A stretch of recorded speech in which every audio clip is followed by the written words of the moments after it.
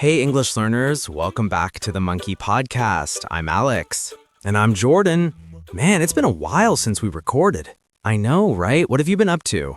The usual. Work, life, accidentally having a full conversation with ChatGPT at 3 a.m. Wait, what? Yeah, I couldn't sleep, so I started asking it questions about, I don't even remember what. And before I knew it, 2 hours had passed. 2 hours? 2 hours! I was genuinely engaged. Like I forgot I was talking to a machine. That's actually kind of scary. Or fascinating. I'm not sure which. Probably both. But that's actually perfect because today we're diving deep into AI and daily life. Yeah, and I mean deep. This is going to be a long one. We're going to explore everything. The good, the bad, the weird, the stuff that keeps us up at night. Literally, in my case. Right. So grab your coffee or tea, get comfortable because we're going on a journey. And before anyone asks, yes, we'll explain any tricky words as we go. So if you hear something new, don't worry. We'll break it down. Exactly. This is conversational English. Real talk, no boring textbook stuff. Just two guys trying to make sense of this AI world we're living in. So Jordan, can I ask you something? Shoot. I wonder, when did you first realize AI was actually everywhere? That's a good question. I think it was gradual, like it crept up on me. Yeah? Yeah, I remember when I first got a smartphone with a voice assistant. I thought it was cool, but kind of gimmicky. Like a toy. Exactly. I'd ask it stupid questions just for fun. Hey Siri, tell me a joke. We all did that, right? But I never thought it would become essential. And now? Now, I talk to it every day. I ask it to set reminders, send messages, play music, answer questions. It's like having a personal assistant. Yeah, but here's the thing. I don't even notice it anymore. It's invisible. That's what I mean by everywhere. It's so integrated that we don't see it. Exactly. Like this morning, I woke up, my alarm went off. Nothing special, right? Regular alarm clock moment. But then I unlocked my phone with my face.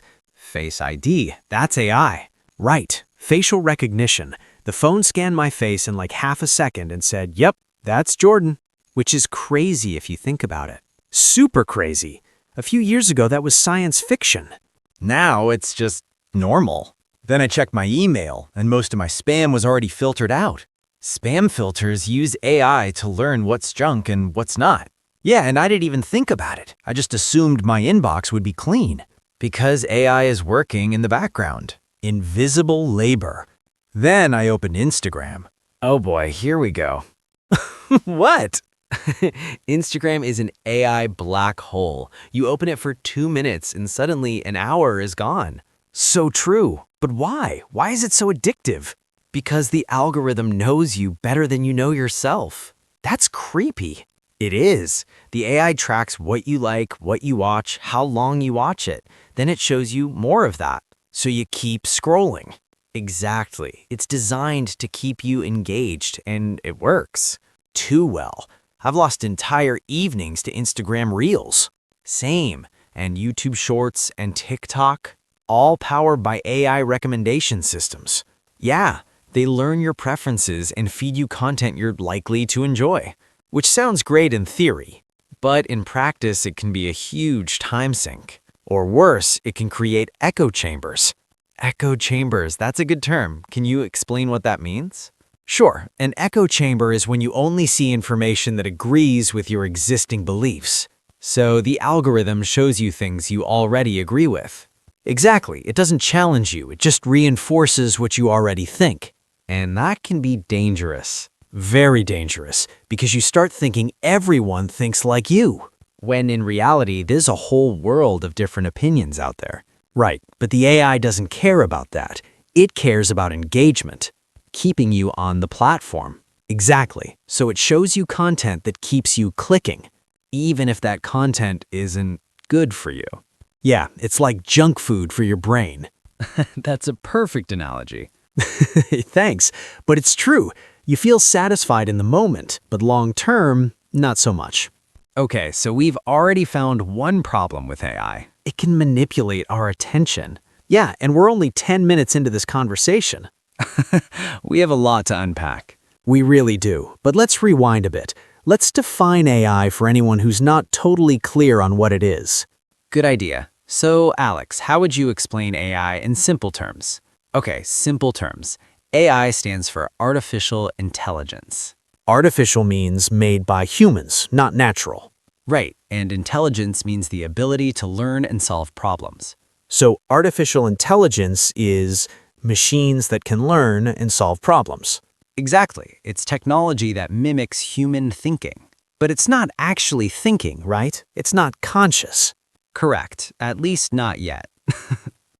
Okay, that's a whole other conversation. Yeah, Let's not go down the robot uprising rabbit hole just yet. fair enough. So AI learns from data. Yes, the more data it has, the better it gets. Like if you want AI to recognize cats in photos, you show it 1,000,000 pictures of cats. And it starts to learn, okay, this is what a cat looks like. Then when it sees a new photo, it can say, that's a cat or that's not a cat. Exactly. That's called machine learning. Machine learning. So the machine is literally learning from examples. Right, and the more examples it sees, the more accurate it becomes. Okay, so that's the basic concept, but where do we actually encounter AI in daily life? Oh man, everywhere. Let me count the ways. Please do. All right, so we already mentioned facial recognition, spam filters, social media recommendations, Yep. but there's also GPS navigation. Oh yeah. Google Maps, Waze, Apple Maps. All use AI to calculate the fastest route based on real-time traffic, And they reroute you automatically if there's an accident or a road closure. which is super helpful. I don't know how I'd get anywhere without it. Same. I have zero sense of direction. Zero? Okay, maybe not zero, but pretty close. So GPS is essential for you. Absolutely. What else? Online shopping, Amazon, for example. Oh yeah, customers who bought this also bought. That's AI analyzing purchasing patterns. It's trying to predict what you might want to buy next. And honestly, it's pretty good at it. Too good. I've bought things I didn't even know I wanted. Same. I'll be browsing and suddenly I'm like, oh, I do need a new garlic press. Exactly. The AI knows you better than you know yourself. There's that phrase again. It's kind of unsettling. It is, but also convenient. True. What else? Keep going. Streaming services, Netflix, Spotify, YouTube, all recommendations are AI powered. Yeah, because you watch this, you might like this. And music playlists. Spotify's Discover Weekly is scarily accurate. Oh my God, yes. Every week it gives me songs I've never heard but instantly love. How does it do that? It analyzes your listening history, compares it to millions of other users, and finds patterns. So if people who like song A also like song B and you like song A, It recommends song B to you. that's actually really smart. It is, and it works. I've discovered so much new music that way.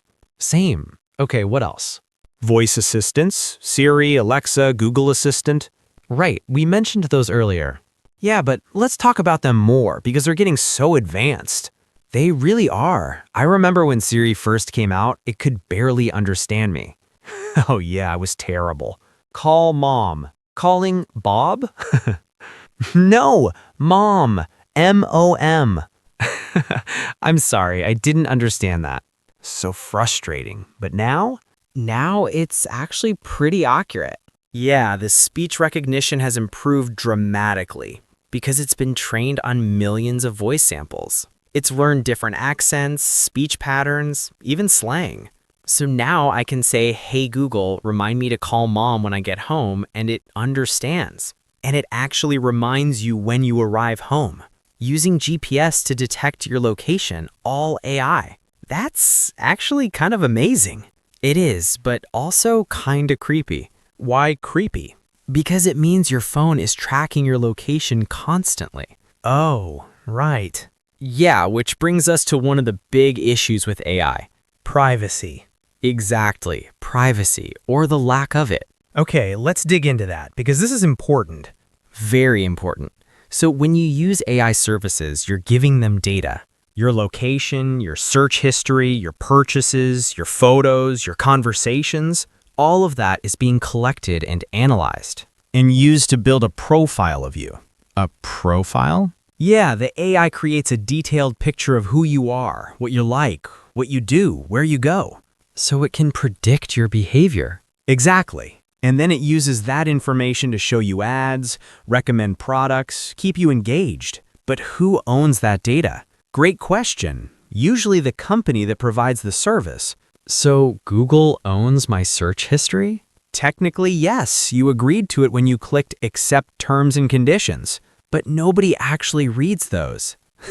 Exactly. They're like 50 pages long and written in legal jargon that's impossible to understand. Right. So we just click Agree without knowing what we're agreeing to. And we give away our privacy. Pretty much. Now, to be fair, most companies say they protect your data. They encrypt it, anonymize it, don't share it with third parties. But do we really know that's true? Not really. We have to trust them. And trust is hard when there have been so many data breaches. Oh yeah, Facebook, Equifax, Yahoo, all hacked. Millions of people's personal information exposed. So even if companies try to protect our data, they're not always successful. Right. And then there's the question of government surveillance. Ooh, now we're getting into conspiracy theory territory. Maybe, but it's not totally unfounded. True, governments have been caught using data for surveillance. Yeah, so it's a legitimate concern. For sure. So what do? Just stop using technology? I mean, we could, but that's not realistic. Right, we can't just opt out of modern life. So we have to find a balance. Use AI tools, but be aware of the trade-offs. And take steps to protect our privacy where we can. Like what? Like using VPNs, turning off location tracking when you don't need it, reading privacy settings. Actually reading them? Okay, maybe not all of them, but at least skim the important parts. Fair enough. And being mindful of what we share online. Yeah, don't post everything. Some things can stay private. Good advice. Okay, so privacy is one concern. What else? Misinformation. Oh boy, this is a big one. Huge. AI can generate fake news, deep fake videos, false information. And it's getting harder and harder to tell what's real and what's fake. Exactly. Have you seen deep fake videos? Yeah, they're terrifying. You can make it look like someone said something they never said. Or did something they never did.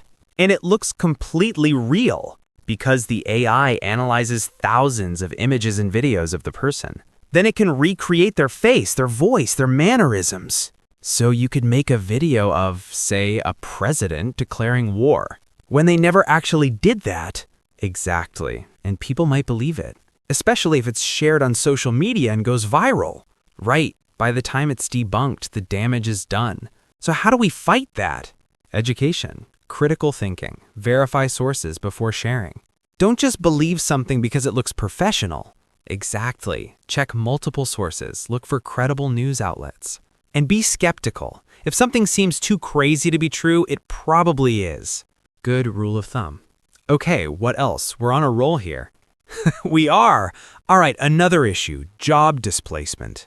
Ah, yes. The robots are taking our jobs, fear. Which is partially true. Yeah, some jobs are being automated. Like what? Manufacturing, for one. Robots can assemble products faster and more accurately than humans. So factory workers are being replaced? In many cases, yes. Also, truck drivers. Self-driving trucks are being developed. Cashiers, self-checkout machines are everywhere now. Customer service. Chatbots can handle basic inquiries. Even some creative jobs. AI can write articles, design graphics, compose music. Wait, really? AI can do creative work? Yeah, there are AI tools that generate art, write stories, create music. I don't know how I feel about that. Me neither. It's impressive, but also kind of sad. Because creativity is supposed to be uniquely human. Right. It's what separates us from machines. Or it used to. Yeah, now the line is getting blurry. So where does that leave us? What jobs will humans do? Good question. I think jobs that require empathy, creativity, critical thinking will still be human-dominated. Like teaching, counseling, nursing. Exactly. Jobs that involve human connection. Because AI can't replicate that. Not yet, anyway. Okay, stop. You're freaking me out.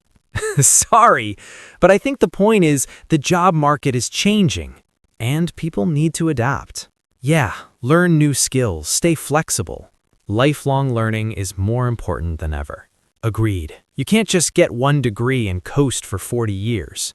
Nope, you have to keep updating your knowledge. Which is hard, but also exciting. There's always something new to learn. Exactly, and AI can actually help with that. How so? Well, think about online learning platforms. Coursera, Udemy, Khan Academy. They all use AI to personalize learning. Oh yeah? How? The AI tracks your progress, identifies where you're struggling, and gives you more practice in those areas. So it adapts to your level. Exactly. It's like having a tutor that knows exactly what you need. That's actually really cool. It is. And for English learners? Hey, that's our audience. Right. For English learners, AI can be a game changer. How? Language apps like Duolingo, Babbel, Busuu, they all use AI. To personalize lessons? Yeah, if you're strong in vocabulary but weak in grammar, the app will focus more on grammar. Smart. And there's voice recognition. You can practice speaking and get instant feedback on pronunciation without needing a human conversation partner. Right, which is great for shy learners or people who don't have access to native speakers. Exactly. You can practice anytime, anywhere. That's amazing. What else? Translation tools, Google Translate, DeepL. Oh yeah, those have gotten so much better.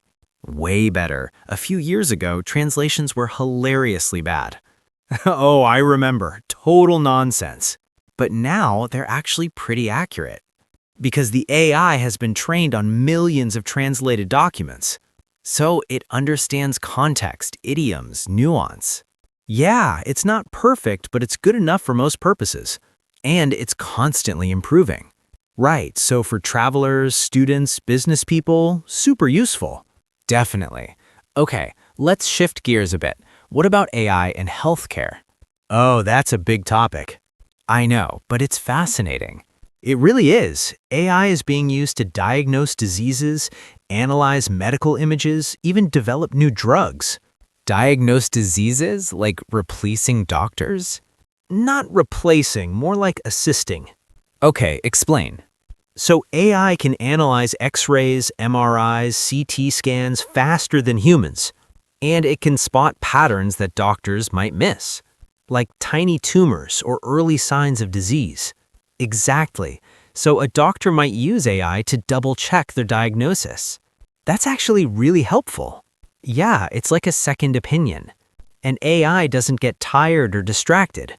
True, it can analyze thousands of images without losing focus. So it's more consistent. Right, but it's not perfect. It can make mistakes. So you still need a human doctor to make the final call. Exactly. AI is a tool, not a replacement. That's an important distinction. Very important. Same thing with drug development. How is AI used there? AI can analyze molecular structures and predict which compounds might work as medicines. So it speeds up the research process. Hugely. What used to take years might now take months. That could save lives. Absolutely, especially for diseases that don't have cures yet. Wow. Okay, so AI in healthcare is mostly positive. Yeah, I'd say so, but there are still concerns. Like what? Like bias. Bias in AI? Yeah, AI learns from data, right? Right. Well, if the data is biased, the AI will be biased too. Oh, that's a problem. Big problem. For example, if an AI is trained mostly on data from white patients, it might not work as well for patients of other races. That's really concerning. It is, and it's been documented. Some facial recognition systems are less accurate for people with darker skin. Because they weren't trained on diverse data sets. Exactly. So we have to be really careful about the data we use to train AI. Make sure it's representative of everyone. Right. Otherwise, we're just encoding existing inequalities into the technology and making things worse, not better. Exactly. Okay, I feel like we've been pretty heavy for a while. Yeah, we've covered some serious stuff. Should we lighten it up a bit? Sure. What do you want to talk about? How about fun uses of AI? Things that just make life more enjoyable. Okay, I like that. So what counts as fun? Well, for me, it's music. Spotify's AI-generated playlists make my life better. Oh yeah, you mentioned that earlier. Yeah, but I want to emphasize it. Like, Discover Weekly has introduced me to so many artists I never would have found on my own, because you wouldn't have known to search for them. Exactly. The AI connects dots I couldn't connect. That's cool. What else? Photo editing apps, like the ones that automatically enhance your photos. Oh, those are fun. You take a mediocre photo and it makes it look professional. Right. It adjusts brightness, contrast, color balance, all automatically. Yeah, you don't need to know anything about photography. Just point, shoot, and let AI do the rest. It's magic. Well, not magic, it's algorithms, but it feels like magic. Fair enough. What about AI and gaming? Oh, good one. AI opponents in video games have gotten so sophisticated. They adapt to your playstyle. Yeah, if you keep using the same strategy, the AI learns to counter it. So you have to keep changing tactics, which makes the game more challenging and engaging, and more fun. Nobody wants to play against a predictable opponent. Exactly. Okay, what else? Oh, AI-generated art. Oh yeah, like DALL-E and Midjourney. Have you tried them? I have. It's wild. You type in a description and it creates an image. Yeah, like a cat riding a bicycle on Mars. And it generates a realistic-looking image of exactly that. It's so cool. I spent hours just experimenting with prompts. Same, it's addictive. But also kind of controversial. How so? Well, some artists are upset because AI is trained on their work without permission. Oh, so the AI learns from existing art. Yeah, and then it can create new art in similar styles. Which feels like stealing? Sort of. It's a legal gray area. Because the AI isn't copying directly, it's learning patterns and creating something new. But it's based on the original artist's work. Right, so is that theft or is it inspiration? I don't know. That's a tough question. It is, and there's no clear answer yet. The law hasn't caught up with the technology, Exactly, so we're in this weird transition period. where we're figuring out the ethics as we go. Yeah, which is kind of scary. But also kind of exciting? Maybe. I guess it depends on your perspective. True. Okay, speaking of perspectives, I want to ask you something personal. Uh-oh. No, nothing bad, just curious. Has AI changed the way you think?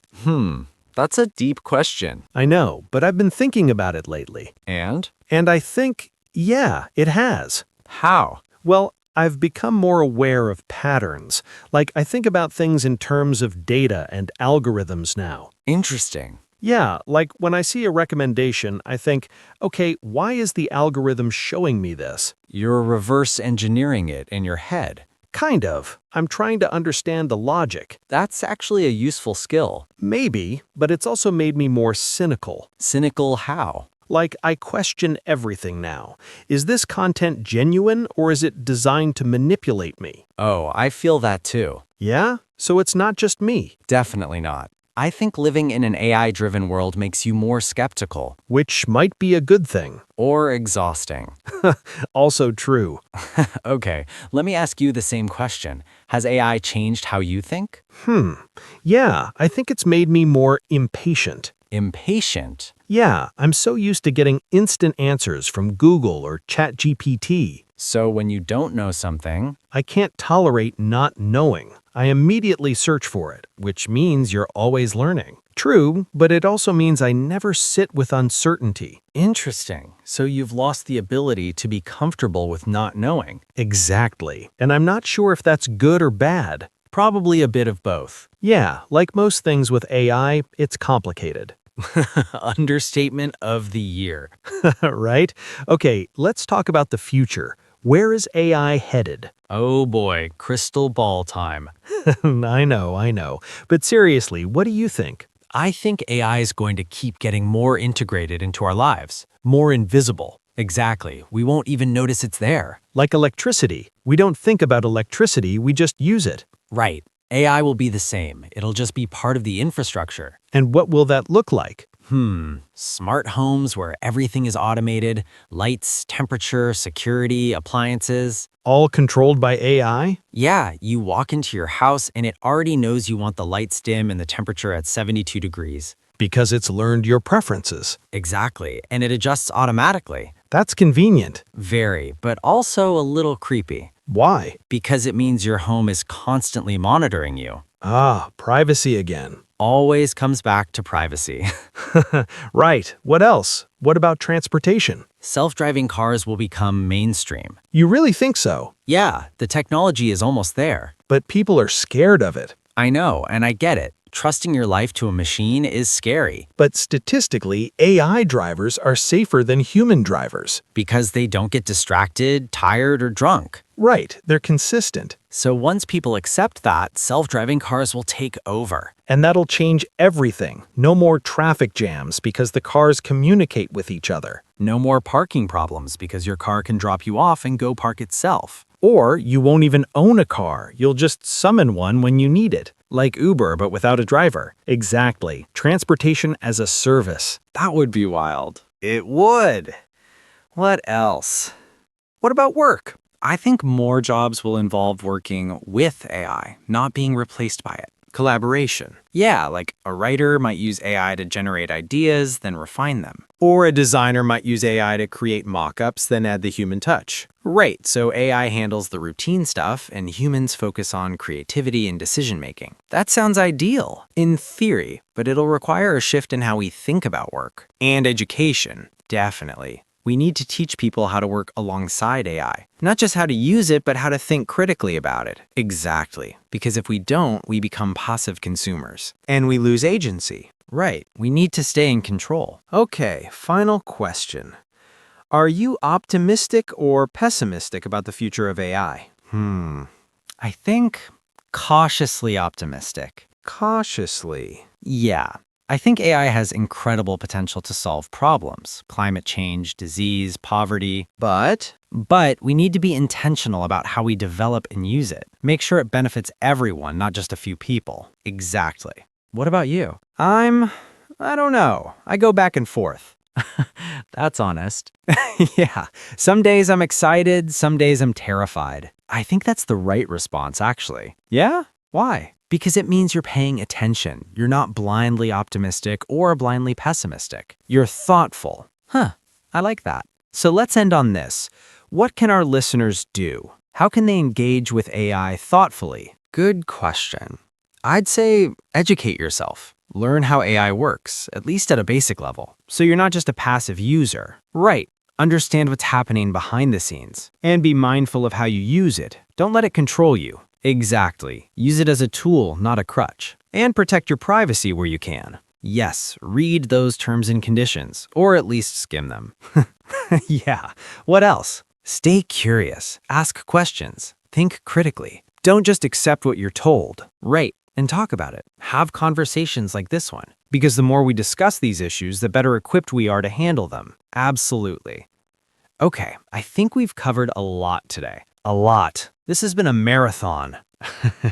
It really has, but I think it's been worthwhile. Definitely. And hey, if you made it this far, thank you for sticking with us. Seriously, thank you. We know this was long. But these are important topics, and we wanted to explore them deeply. And speaking of language learning, we used a lot of vocabulary today. We did. Let me just quickly go over some keywords in case anyone missed them. Great idea. Go ahead. Okay, so we talked about algorithm. That's a set of rules a computer follows. Echo chamber, when you only see information that confirms what you already believe. Machine learning, when a computer learns from data without being explicitly programmed. Deep fake, a fake video or audio created using AI. Bias, unfair preference for or against something. Privacy, keeping your personal information safe and secret. Misinformation, false or inaccurate information. Adapt, to change or adjust to new conditions. Good summary. And remember, listeners, these words come up all the time when talking about technology. So it's useful to know them, not just for English, but for understanding the world. Exactly. Okay, we should probably wrap this up. Yeah, before we both fall asleep. It's been a long recording session. But a good one. Agreed. So, final thoughts? My final thought is don't be afraid of AI, but don't be complacent either. Stay informed, stay critical, stay human. Perfect. I'd add use AI to enhance your life, not replace your thinking. Be curious, Be skeptical, be intentional, and keep learning because this technology is evolving fast. and we need to evolve with it. Well said. All right, everyone, thank you so much for listening. If you made it to the end, you deserve a medal. Seriously, leave a comment and let us know what you think about AI. Are you excited, scared, both? We'd love to hear your perspective. And if you found this helpful, please like, subscribe, and share it with someone who's interested in AI and English learning. Yes, help us grow this community. All right, this has been the Monkey Podcast. I'm Alex. And I'm Jordan. Until next time, stay curious and keep learning. Bye, everyone. Bye.